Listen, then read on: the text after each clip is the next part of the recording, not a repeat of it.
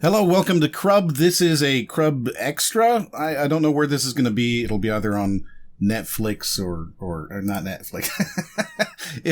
It'll show up on Discord or Patreon or something. I don't know where it's going to be.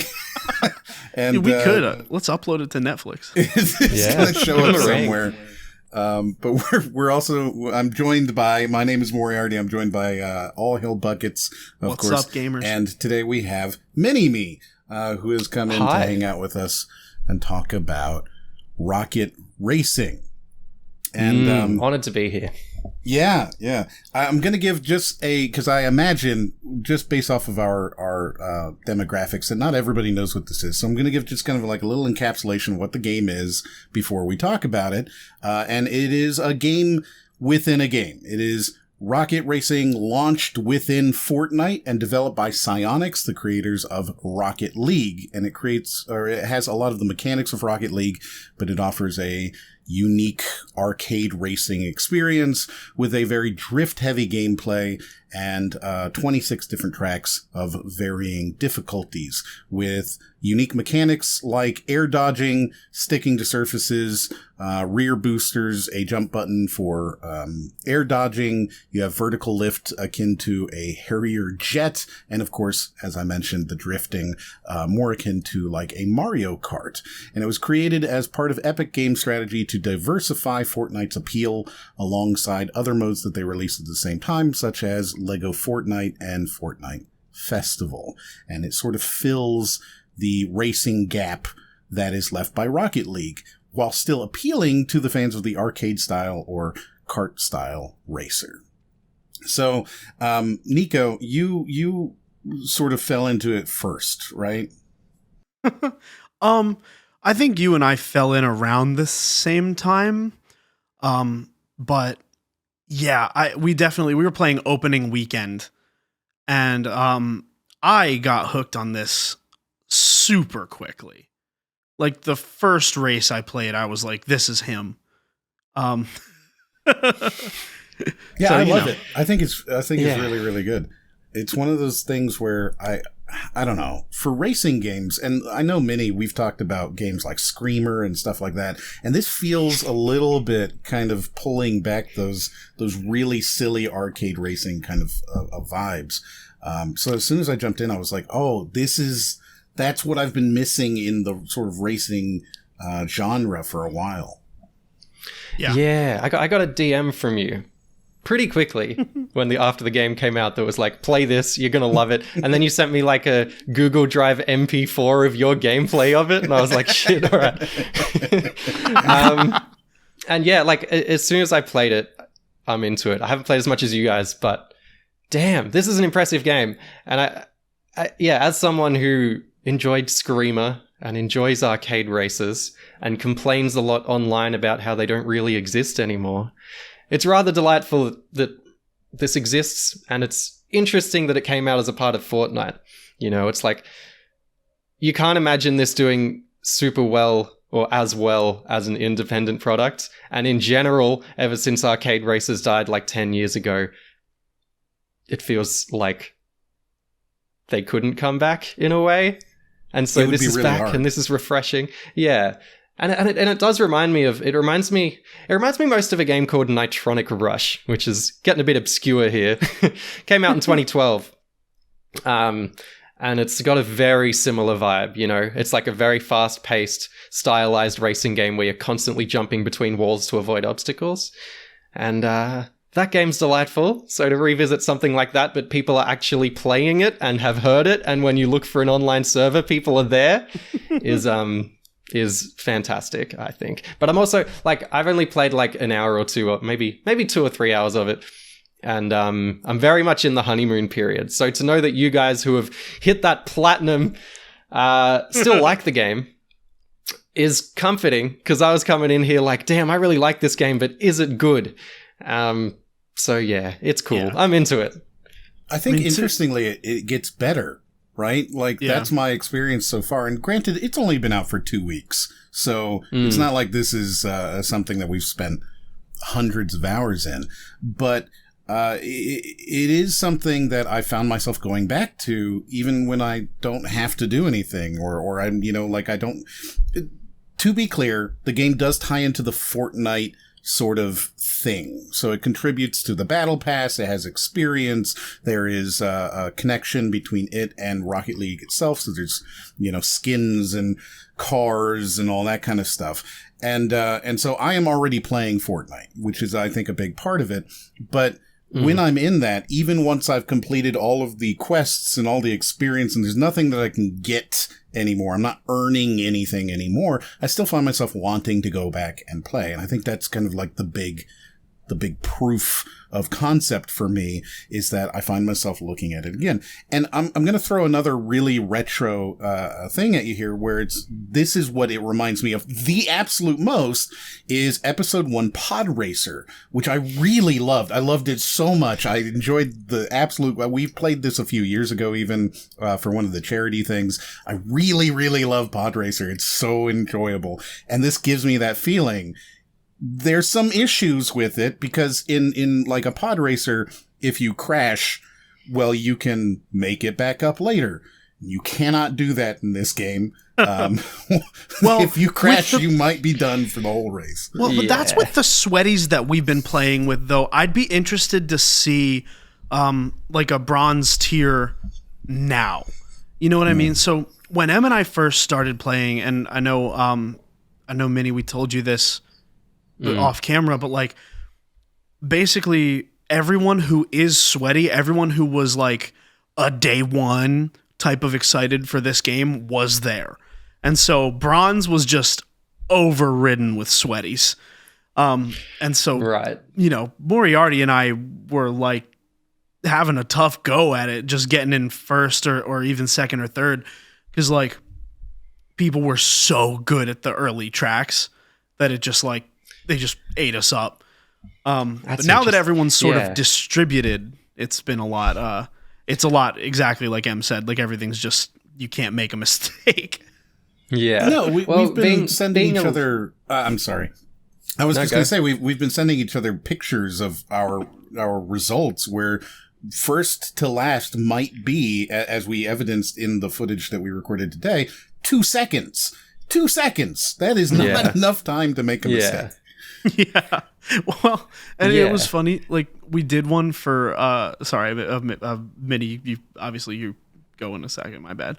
But no. We did a race just before this, just the three of us, and we were each like around about 2 seconds apart.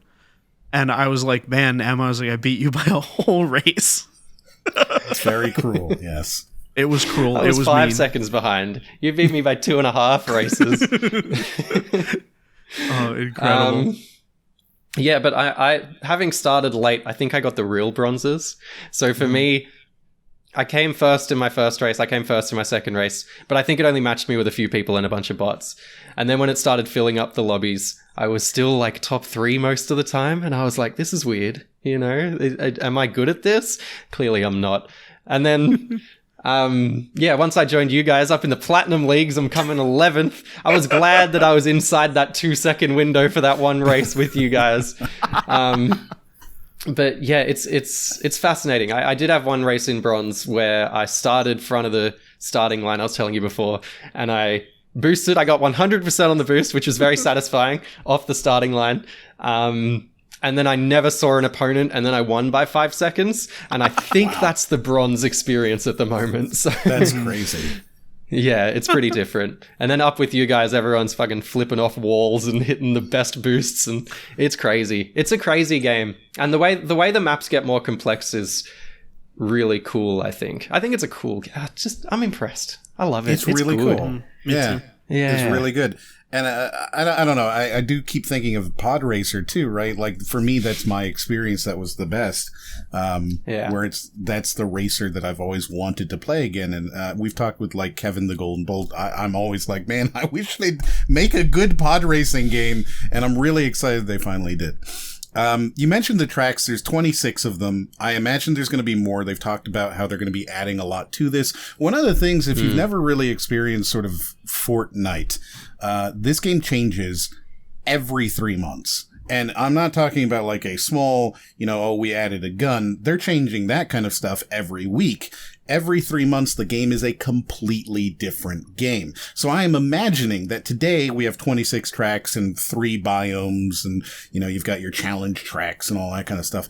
And we've got mechanics like the wall and ceiling driving and the boosts and all that. I have to imagine that 3 months from now, you're going to look back and be like, oh, yeah, I forgot about those things. Those are completely different. Yeah, probably. Yeah. And I think when it comes to like the 3 biomes, it does feel like after a while all the maps start looking the same. Mm-hmm. And often with races that are this fast-paced or this flashy, they'll do a lot with their tracks. And I imagine that, like, you think about what Mario Kart tracks look like, or what, if you know what Nitronic Rush is, what those tracks look like. And they're often very psychedelic and they evolve as you play, and there's lots of stuff going on. And Lord knows Epic has the money to do stuff like that if this is as big as success as they're hoping it to be. So yeah, that's kind of my one thing. Like, all the maps look the same, and it usually takes me a moment to remember which one I'm on. That's sort of my one gripe at the moment, having not played a lot of the game, but otherwise, that's a huge deal. Valid. I absolutely agree. Even when I'm looking through the maps to choose which map to play for us, it's like, but which map is that? It looks like all the other maps. I'm not sure which map. Yeah. And sometimes I mess up and click one and it's like, oh, this isn't even the map I intended to play. That is definitely a thing. There needs to be a lot more personality in the maps. And I think that you do discover some of that personality through some of the unique sort of moments, whether it be, oh, this is that map that has the 2 tunnels that branch off to the side, or this is the map that has the giant red walls in the middle, or, oh, this is the map where you're driving upside down way too much. Mm-hmm. There are some maps in this where you will spend a significant amount of your time on the sides and not on the bottom. And we didn't play any of those today, but they do get very intense. And that's kind of like the set piece of the level that I remember, but I don't remember where, what it looks like from a weird isometric view that they show you in the map selector. I don't remember the map because of the start line. I don't even remember half of the map parts. It's like you go into a map and you go, oh, I think I remember this, and then you play it. And we've played a lot, Nico. Mm-hmm. Like, we've played a lot, and I still don't remember some of these maps. Yeah, until I'm in them. Well, and then there was the whole shakeup. Like, we played a ranked Platinum 2 match today, or Platinum 1 maybe, and it put us on like a bronze course, and I was just like so thrown off. I was so ready to like, pull some platinum type moves out, but it was just a bronze course, and I was just like, oh, okay. Yeah, you're just drifting through it. Yeah. When it says it has 26 maps, does that include every single iteration as a separate map? Yes. Okay, interesting. Yeah, no, the early maps are really simple, and they're more just about kind of following a racing line, which I think is interesting. And like, with those non-complex maps, I actually found that following a racing line kept me up with everyone who was doing wide drifts, which I thought was curious. I was like, they've really thought about how to balance this. And that's kind of the thing with the whole game. Like, say the game is about like all these tiny little micro decisions and sort of skill-based challenges every second, right? And you're sort of looking at the boosts in front of you, and you're looking at the races beside you, and you're looking at the corners ahead of you, and you're making those quick RTS style decisions to decide how to get ahead of them. And it's interesting to me that following the racing line can be faster than drifting. And it's interesting that, like, say there's like a really tough to hit boost on a wall to the left, and there's a guy in front of you, and the finish line is like, 100 meters ahead of them, or yards, I don't know, Americans, whatever. So you suddenly have the decision of like, do I think that I can boost ahead of them? And if I can't, do I think that I can hit that boost on the wall to the left? Do I have the skill to do so? So it becomes, I think that's what I find most compelling about it. And so far, in my limited amount of time that I've played it, it's surprisingly good at balancing that stuff. And like that race where we were within 2 seconds in the platinum and I was terrible, I think I boosted like 2 or 3 times. I was just following the line. I didn't hit the walls. I was just trying to like stick with the pack desperately. And I did. And I think that's really fascinating. So it's sort of like, obviously, if you're super sweaty and you know the maps well and you're hitting every single boost, you're gonna win. But there is an element of like how skillful you are at following the line actually matters, and how skillful you are at boosting along, drifting along the line actually matters as well. I don't know. Yeah. I'm impressed. That's what I'm trying to say. It's an impressive game. I don't know if that made any sense. No, I agree. I mean, so there's one piece of advice that Moriarty gave me when we started playing, which was better lines are basically everything, right? He was like, it's all about better lines. And obviously, like, drifting is like a huge part of that. So if you can get better lines and drift, then like you're halfway there. Golden. You know? I think the fact that the drift is the only way to increase your speed, right? Yeah. Like, other than using one of the boosts or one of the boosts on the ground, it's the only way to increase your speed. Otherwise, you're going to be staying at that 570 kilometers, miles, whatever, 570 units, right? Yeah. You're going to be staying there the whole time. So you have to be drifting in order to get any of the really, really good speeds. And I think that means that eventually you find yourself drifting even when you're going straight, because you got to get just a few more miles an hour. You got to get a little bit more. You got to be going a little faster. Yeah. And, Oh, I need to learn how to do that, actually. That's like a skill that I want to learn is like they do it in Mario Kart, where you're just like slide from left to right, you know, when you're going straight speed. And just like kind of maintain your like forward momentum. I need to learn how to do that. I like that there's no items in this game. I think that's what makes it like fun for me, because it's all about skill. Yeah, right? Imagine if there was a blue shell, right? Like the whole game would be different. And it'd be worse, I would say. And you know, to your point about always wanting a good pod racer game, a game that I've always wanted is a Mario Kart with no chance-based winning mechanics. And I'm learning that more about myself nowadays. I prefer games that are consistent and don't give you like a random chance of winning or losing. That's why I like Souls games so much, because it's like you're either good or you're not. You know, and it's the same thing with this. And that's what I never liked about Mario Kart was the items. And I know I'm in the minority in that, because people want a party game. People want that variability. People want to feel like they can just win, which is awesome. You know, and I support that. I think people should feel like they can just win. I just like to see myself improving constantly.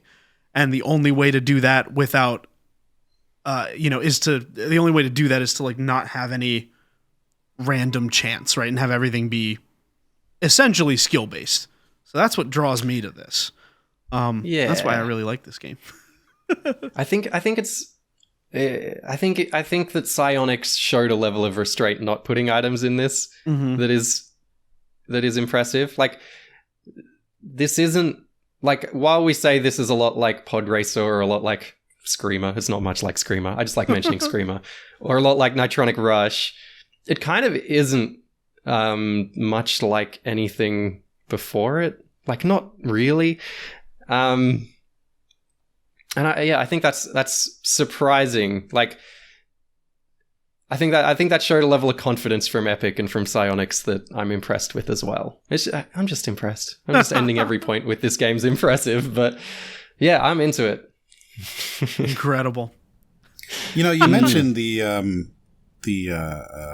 pod racer, or not the pod racer, the kart, Mario Kart stuff. And now that I think about it, you're right. I'm always annoyed when I play that and then somebody uses an item. Like, universally, if I'm in first and somebody hits me with a blue shell, it feels unfair. In this, when I lose, it almost never feels unfair. And I do want to talk about that in a minute, because there are problems with this game. Sure. There are problems. But when I win, I feel like I won. I have that moment of you know, the FPS getting the final kill kind of thing, where it's like, I feel that I feel that a little bit. I won. That was great. And when I lose, it's like, I know why I lost. I hit that wall, and that's why I lost. Right? I never feel like I don't understand why I'm losing here. Mm-hmm. Unlike the item-based type of stuff. Yeah. But I do want to bring up some of the problems, which one of those problems is immediately evident in that, which is, boy, getting hit by other people and not really having control over your car, that can suck. Right? Yeah. It doesn't feel like you have complete control over where you're going at all times, partly because it is a rocket game, right? You're just kind of flying through the air really, really fast, and it's more of a controlled chaos than it is a sort of, I don't know, clean simulator race. It is definitely arcadey. And so as I'm flying through, hitting boosts and exploding through, boosts on the ground and hitting walls and doing this and doing that, sometimes you can't control your car and you end up exploding. But it does feel unfair when, like, on one of the maps that me and Nico have played a lot, there's a turn that we know will kill you. It will kill you. If you take that turn and you do it wrong, you will hit the wall and you will die. And that doesn't feel good. And there are problems like that. Yeah. Yeah. And it feels like whenever you get bumped, well, not whenever, but occasionally you kind of just get slightly junted and it seems to just send you, like, you know what I mean? Yeah, like, absolutely. You'll be sort of, I don't know, grinding next to someone and they'll pull out and then bump you slightly and you'll just fly into a wall. Yeah. And that stuff never quite feels right. Yeah, we've gotten pit maneuvered so many times, like, between the two of us. Like, there was a time that we were playing and, like, M just goes, he just pit maneuvered me. What the heck? He's like, he just pit maneuvered me. And I just started cackling when that happened. But then, like, I was playing by myself at one point, and it happened to me, and I just yelled the exact same thing. So, you can get spun around, and it sucks to suddenly, you're in the middle of a race, you're in first or second, or vying for first and second, and then next thing you know, you're facing the wrong way, and you're in 12th. Yeah. And again, this is very close racing as you go up, so if you get turned around, you've lost the match. You're done. Yeah, yeah. Highest you can come in is 9th. Right, yeah. So there does feel like there's a little bit of that sort of unpolished with some of the maps. I know that they've been updating the physics already to help it so that you don't get spun around as much. Because I tell you, that first weekend, it was rough. It was real rough. Right. And to kind of make it, I don't know, you can't really have, until you're in either first or 12th, you don't really have a clean race, right? You are in the pack and you are getting knocked around like crazy. Yeah. Yeah. And that can present, like, fun gameplay opportunities, right? Like, if you're behind the pack and you have a boost and you have the decision, like, do I save this boost to the end or do I try and boost past the entire pack at once and stay ahead of them? Like, there's a bit of that. Or, like, say you're, like, in the air and everyone else is sort of in the air next to you. Do you want to, like, air dash over to a wall to avoid them or something like that? So I think it adds a level of dynamism to the game that is good, but it does feel weird and inconsistent. And I don't know if, like, lag plays a role in it or not. Playing on the US servers, I think it does for me. Yeah, most likely. But I don't know if it's a funny thing because Rocket League itself is probably maybe the best game I've ever seen when it comes to collisions in an online game. Right.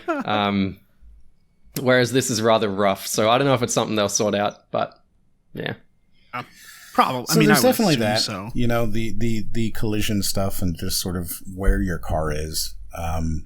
I also think, in a way, as much as we've praised it, the game does sort of lack depth. There is not a whole lot that you can do with regards to your actual gameplay, right? You are moving forward, left, right, or jumping, and that is it. I don't think that is a problem as long as they keep creating new levels that sort of take advantage of you as the player, right? But there is a risk, especially on those earlier maps, like you were talking about with the bronze ones, where automation is sort of part of it, right? You are just racing a very basic race, and there's not a whole lot that you as the player are doing. I think that leads you to sort of learn the game a little bit, but it does feel, if you are in the bronze levels, you may never get into silver, and you may never get into gold, and you may never get into platinum, because it feels very basic and it sort of lacks that depth. And all of it, I feel, comes from the tracks, and the first 5 tracks are just very basic. They're super, super basic. Yeah, they're too basic, I think. Yeah. I don't know that you'd never rank up like that, right? Because, like, well, you might get bored and just say, oh, this is just a basic ass, follow the line thing. Yeah, that's fair. I was going to say, I suppose something for me is that I like that repetition. It's comforting to me because I know exactly what I'm getting every time. And if you have a good just core gameplay loop, it just sucks me in and I can just stay obsessed with that for as long as it's around. But I know the average person's not like that, so I see what you're saying. Yeah, like I wonder if they have they've obviously done some sort of social audience study to decide that this is the best way to onboard new players, especially in a game that isn't a racing game, to just chuck in a racing game. It's probably why they went with this strategy. But yeah, like my initial fear when very first time I played it was like, this map is really simple. Like I was like, am I really just kind of following these corners until the race ends? And then I unlocked a few more maps and I was like, cool. I think for me personally, if it was just straight into the big banging maps, I'd be into that. But I can't imagine your average Fortnite player would. So there's probably a balance somewhere they need to hit. Very fair. Yeah. Yeah, I mean, I think if you're going to play the game, right, if you sit down and you're like, oh, is this something I want? I think you go in and you do a private match and you load up some of those crazier maps and you just try and see, if that's what you want. Because if you're really enjoying Bronze 2, you're not going to like, if that's oh boy, this is the best map I've ever played, that map is going to be cut up into all sorts of different things later. Yeah. And I feel like there is sort of a lack of experiencing that as you start in their sort of pre-planned onboarding system. I would like an unranked like online mode, honestly, because like playing ranked is awesome because I know that I like racing games and I know that I don't mind, I know this rank is like meaningless, but I would like to be able to like select what maps I play and what maps I don't play, and I think that's against the spirit of something like a ranked match. So if they had like you know how you play Battle Royale and it's like you can play ranked or unranked? I feel like they should let you just do that in this game and just like match make, Yeah. I wonder if that's around like player base numbers, like they just want everyone in the one mode to make sure you get a match. Yeah, it is. So there is 2.1 million players who have played it so far and are ranked in some way. Yeah. So there's a couple million people. Anytime you go on, there's 300,000 to 400,000 players who are playing it at any given moment, which in terms of Fortnite is very low. Yeah, it's actually the least played mode. Lego will have 3 million people playing it at any given moment concurrently. Concurrently. And the festival mode will have 1 million people, and Battle Royale will have 30 million people, and then you've got Rocket Racing there with 500,000, 400,000, 300,000. So it's definitely one of the least popular modes. But I don't know. I think that they've shown me as a player of Fortnite that Epic wants to keep doing more stuff. I know that just today they sort of leaked that they're going to be putting Fall Guys into Fortnite as well. So you'll just load up Fortnite to play Fall Guys. Maybe I'll play Fall Guys more.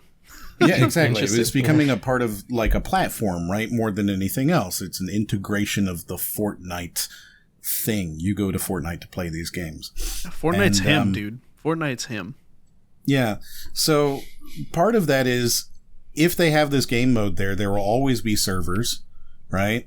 And they do have bots, even if they're not necessarily something you want to do. So there will always be the ability to play it for as long as Epic exists and Fortnite exists. You'll be able to play this mode, which I think is really nice. But yeah, I don't know.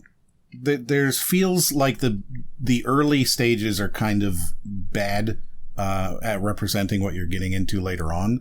And I do worry that that's going to sort of result in this, I stay in bronze because I never enjoyed the game, which is not quite the experience that I think would be best. Yeah. No, I agree with that. Yeah. I'm with you there. What's interesting, though, is that I found that, and perhaps Nico can talk about this, I'm not sure that you'll have experienced it yet, Pete, is that the gameplay, when we are talking about these sort of platinum diamond races, it stops really being about the racing at all, because there is a line, and you know what that line is, right? And you just follow that no matter what, even if it is from this boost to this boost to underneath to that boost, right? You're just following a line. And what's interesting is that you start having strategies around drafting, right? Because drafting is seriously overpowered in this. Wait, can you can draft in this game? Yes, you can draft. Oh, because I asked that early on, and people told me no. And I don't think anybody knew then. Yeah, well, now that I know that, that's going to be excellent. That's going to be super helpful. Yeah, drafting's really, really powerful. It's the fastest way to speed up without a boost, and you keep going straight, so you're not drifting. So it's really, really powerful. Okay. How to handle the pack. One of the things that we did when we first started playing, and you commented on it, was the fact that we jumped at the beginning, right? And the reason why we're jumping at the beginning is because we've got a good boost, and we want to get over that guy who's in front of us who has a slower boost. So, knowing and how you're going to do these things and so on, and following, the game mechanics of wall drifting and stuff like that are way less important than deciding whether or not you're going to draft to the left, or if you're going to do some sort of a risky skip, right? Because some of the later levels have insane skips that change if you don't take this, or if you do take this, you might cut half a second off from the back, which is huge. It's absolutely massive to cut a half a second off. Yeah. It's a quarter of a race. It's funny, I guess having not played as much as you guys, and maybe this is the same case for you guys, I'm really interested to see how the game plays once I've optimized all these maps to the best of my ability, because then it becomes, you're following that exact line, and it is about drafting and passing the pack and jumping over people. And that's where I worry this game might not hold my attention. But when I think of Rocket League itself, which is a funny game to compare this to, because it's nothing like this game, but it's the same thing as this game. There's a point in Rocket League that you hit where your opponents can do the craziest air dribbles, and you can do the craziest air dribbles, and you can jump off the roof and do this and that and flick the ball up out of the sky. And once you know all that, the game is no longer about executing skills as much as it is about predicting your opponents and defending properly and finding the perfect moment to shoot for goal and that sort of thing. And I am concerned if this game can handle that same level of, hyper high skill sweatiness gameplay. Sweatiness. If I start playing hundreds of hours of this and get real sweaty, it's just dripping down my face, I need deodorant on, then that's where I'm kind of that's why this is very much like a first impressions for me. First impressions, this game is amazing. I'm super into it. And it seems good enough for me to want to play a ton of it to get to that level. Once I'm at that level, if it holds my attention, is a different story. And that will probably make or break this game long term, I think. Makes sense to me, dude. Yeah, I mean, I can say I think I'm near that point where I'm just now I'm thinking about strategy. And I know that I don't win because my strategy is not good. I would say probably about 70% of the time it's that. Like the other 30% is me failing to execute something. But like, I mean, that's because I don't like platformers. I'm not good at platformers. So like some of these crazier like courses, I have trouble executing on the platforming side. Because I didn't play platformers growing up, so I'm like, a lot worse at it. But it holds up for me in that regard. Whether it will for you, I'm very curious to see. Yeah. We shall see. It is cool that so many of the boost pads are so hard to hit, and you almost have to like time a jump 2 jumps earlier to hit the first one, and then the second one, and then the third one, all perfectly. Like, the skill ceiling, as is, seems high enough that it'll keep me going forever, but we'll see. Yeah. We'll see. It's cool. No, for sure. Yeah. Yeah, it is very hard to optimize. I've had very few fully optimized laps in this game. Yeah, well, that's a good thing then. Yeah, no, exactly. But when you do have it, right, it feels incredibly good. It's like, I'm seeing the Matrix right now, right? And I figured it out, and we are doing the thing, and I'm winning it. And boy, I earned that win because I did such a really clean thing. Yeah. There is sort of, I guess, some stuff to talk about with regards to how incredibly expensive it is for a free-to-play game. You will probably not have seen that yet, but Nico, the skins, the cars. If you want a car in this game, if you don't want to use the octane, from Rocket League, you are going to spend some money.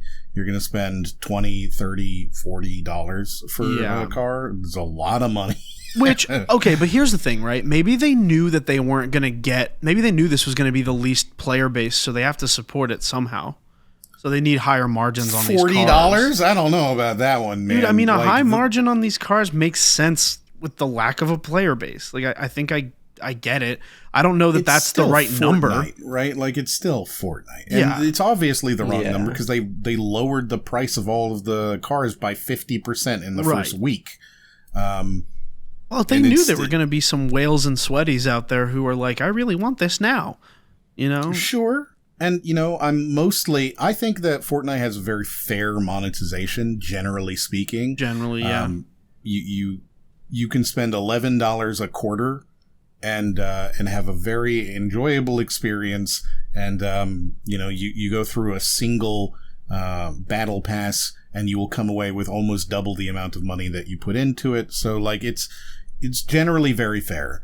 That being said, the cars in this are the most expensive skins in the game. They're the most expensive by a large margin, too. They are very, very pricey. So there is sort of that in there. They don't really do anything. They're just cosmetics. So it doesn't really hurt, but it is something to be sort of noted and pay attention to. If you want to get into this and you really start feeling like you like this game, and you want the cool car, one of those cars was $40. Yeah. It's a lot of money for a skin. And just wait until they start like actually licensing even more car bodies and stuff. Like, they've already shown that you can have a Lamborghini in this, right? So if you bought the Lamborghini from Rocket League, you can have the Lamborghini in this, and that means that there's gonna be more Lamborghinis, and they're gonna be $40. Yeah, I should buy the Lamborghini in Rocket League. Yeah, maybe I should spend that money, dude. Yeah, maybe I should buy with the Could have a Lambo. Yeah, it'd be sick. As someone who lives in the past, as someone who's stuck in 2005 playing PS2 arcade racing games, there's something very like contemporary and prescient about this whole package, like it's a part of Fortnite and it's full of microtransactions and it's free to play. And I sound like an old man yelling at kids to get off my lawn, but like it really feels like this is so far detached business wise from what arcade races were in their heyday that it's almost like a punch to the face. It's almost like, damn, like these games used to be about just unlocking cars and upgrading cars. It is dystopian in a way. I feel you It on is. that. Yeah. To be fair, you do unlock some of the sort of cosmetic stuff through ranking up, so there's a little bit of that. There's not a lot of it. Yeah. The things are like, you can get a different colored wheel rim.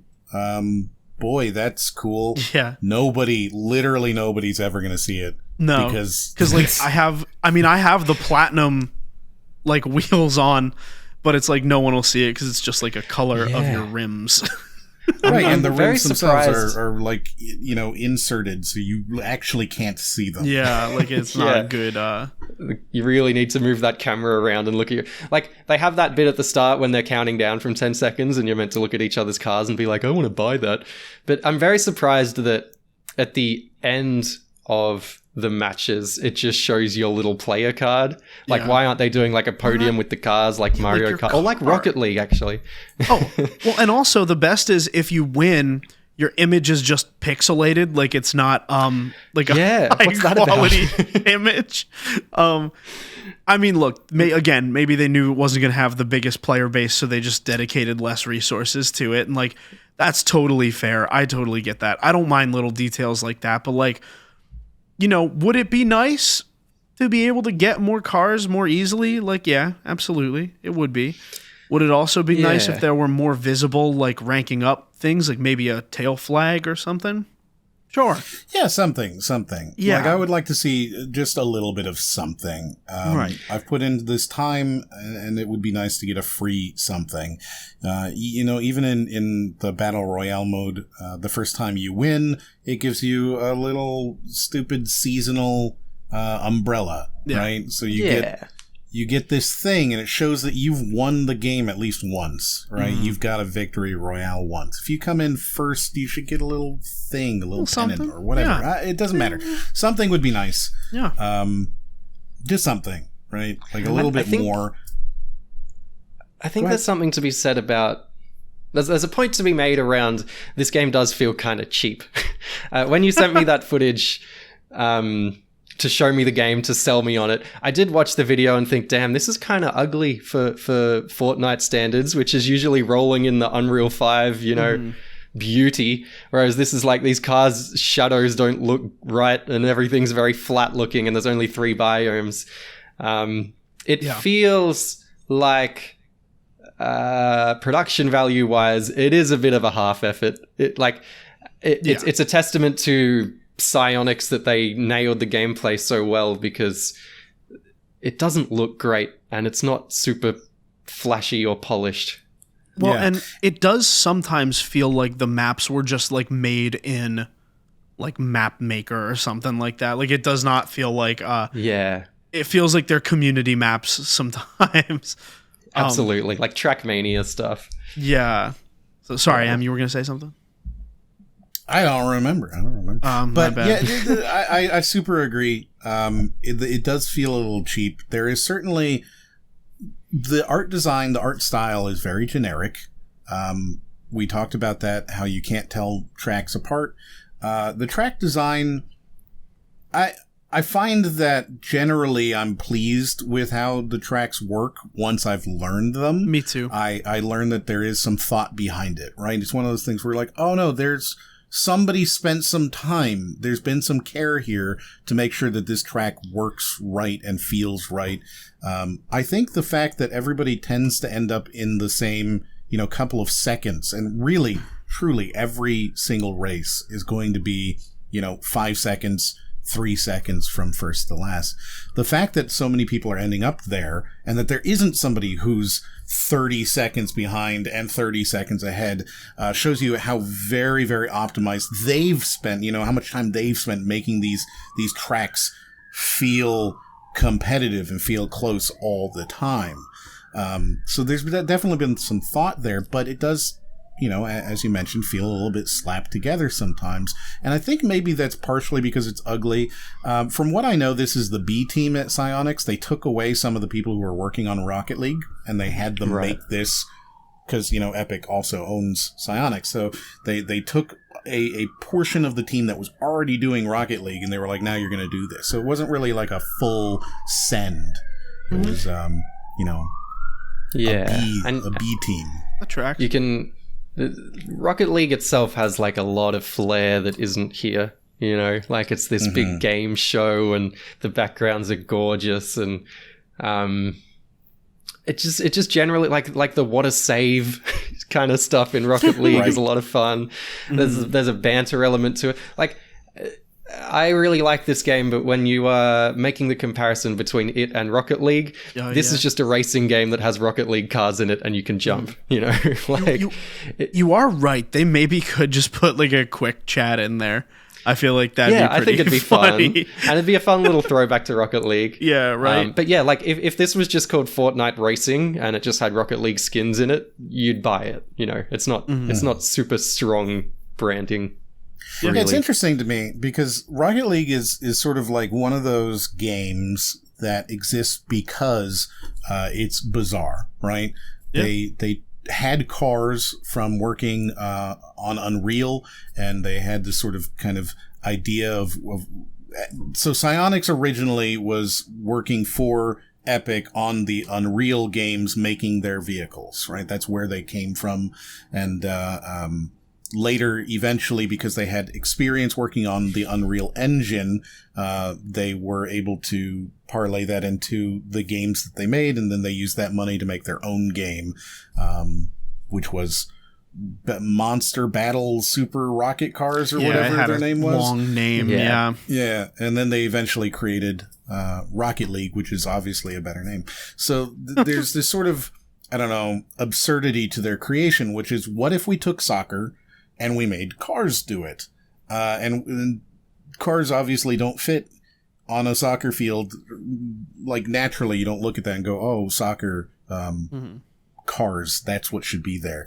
So there's this sort of interesting a thing where you take this game that is very divergent from racing, right? It is not a car-based sort of thing, and then they shoved cars into that, and then they took all of that interesting stuff out of it and put the cars on a racing, track. Yeah, right. That feels, there's definitely a little bit of sort of absurdity to that alone. I don't know. I like the game a lot, to be clear. Me too. Right? I enjoy it a lot. I have a lot of fun with it. I enjoy playing it. I enjoy racing with friends. Everything, right? But it definitely feels a little, I don't know, dissonant, I guess, to say, here's a game about not racing with cars, where the whole idea was we took the racing out and now we're putting it back in. Yeah. Yeah, I agree. It just feels a lot more like Fortnite than Rocket League to me. I guess that's kind of the core point. Which makes sense then that they packaged it in Fortnite and not in Rocket League. You know what I mean? Like, if they packaged it in Rocket League, I would have had a lot different of an expectation. Whereas if it's just Rocket League branding, like, okay, it's a spin-off, right? It's not like, okay, we're racing with Rocket League mechanics. This is very much its own thing. Absolutely, yeah. And I like it for that. And I do agree, like, it does have its issues with depth. It has its issues with aesthetics. It has its issues with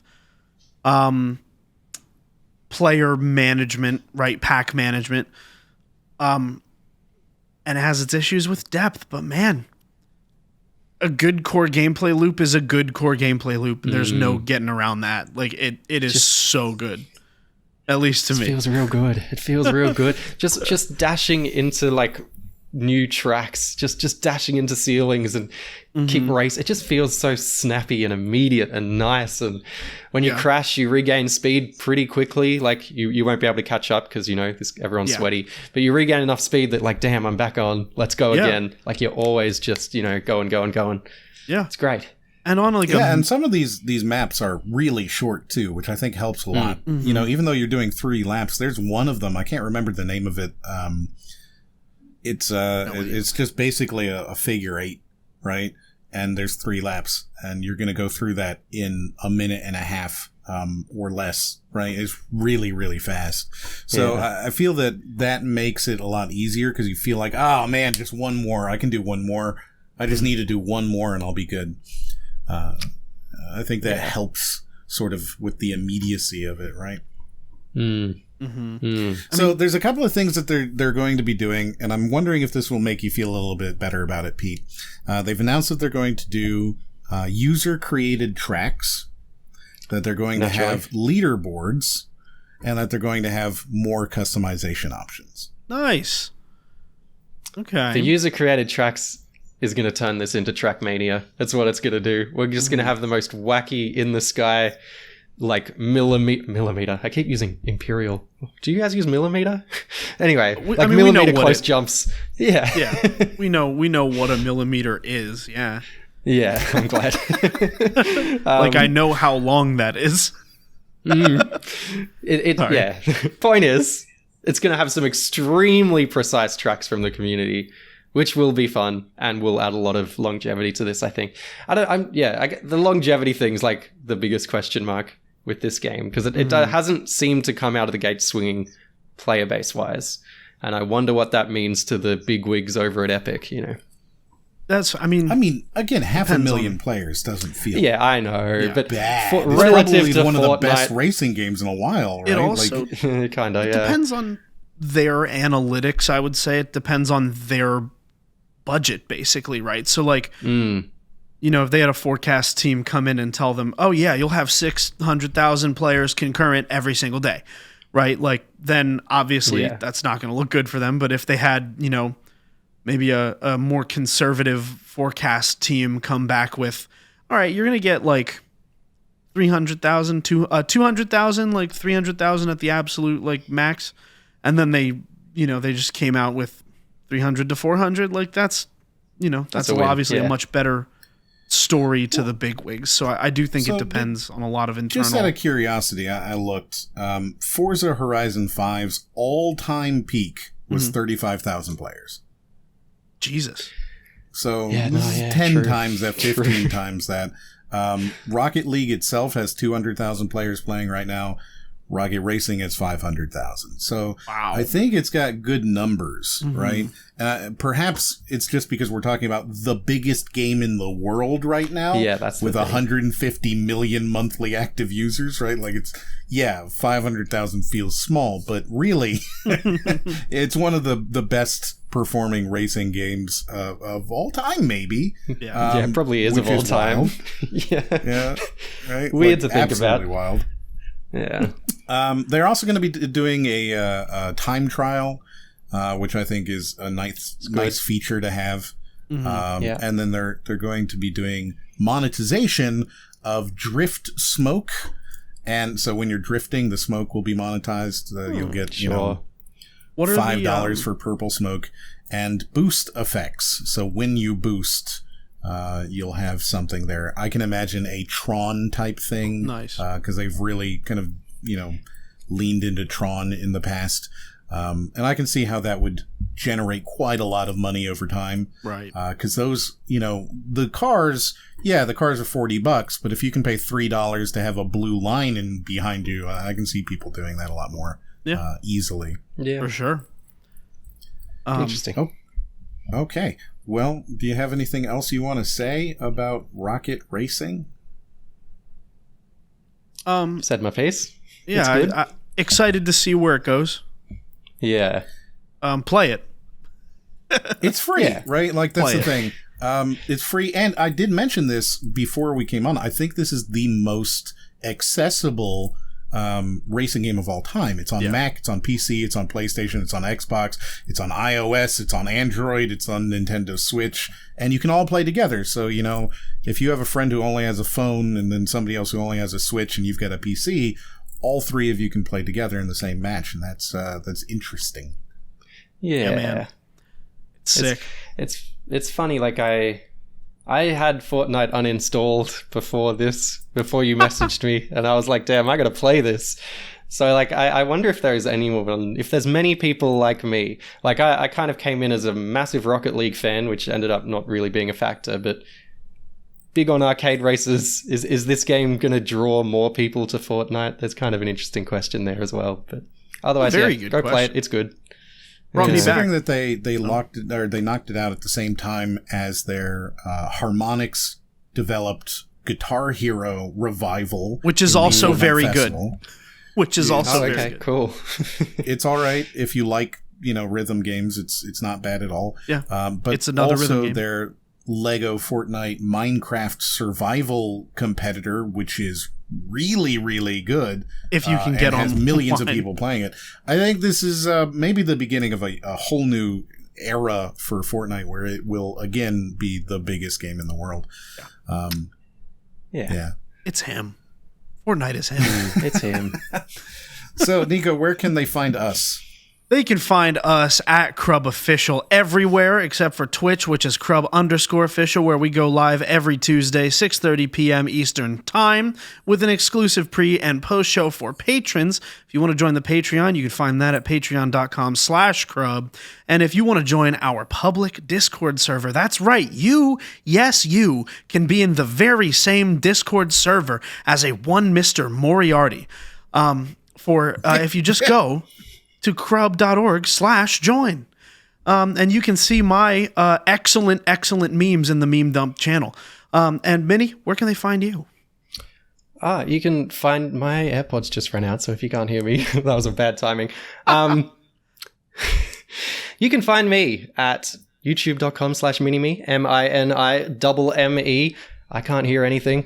You can join my Discord server too if you like, if you want some bad memes. I review old video games. I review a lot of arcade races. I've reviewed a lot of games in the Disney Cars franchise, which you may know me from. But pleasure to be here. A lot of fun. Incredible. We loved having you. And with that, for Crub, this has been Mini-Me. This has been Moriarty. And this has been All Hail Buckets. And we will see you in the next one.